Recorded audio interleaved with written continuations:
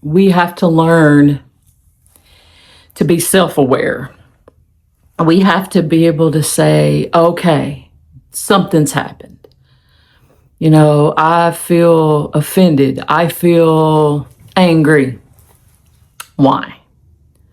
Or maybe just a trigger, a tone of voice, a footstep, a slammed door. All of these things can trigger us because it triggered us in our childhood. You created an association. If you heard a footstep coming down the stairs and you were in trouble and you was going to get a whooping, guess what? That's an association. And your inner child said, this isn't good. So as an adult, maybe we jump a little bit when we hear a footstep.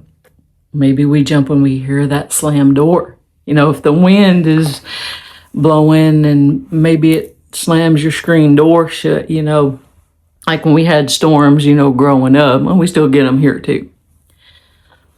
And I jump every time. That's where you step back, you're self-aware, and you say, hey, it's okay. I'm safe. It's just a little wind. It's just somebody came home, they accidentally pushed the door too hard. They're not mad. They're not angry at us. So be self-aware. Learn your triggers. Reparenting yourself. Getting the care that you needed, that you didn't get when you were a child. Too late for that now. We can't go backwards. We can only go forwards. There's a lot of different ways to do this, but we can actually reparent ourselves. How do we do this? First of all, like I said, self-awareness. That's the key. We have to give ourselves permission to feel feels, to feel what we're feeling without having the guilt and shame behind that.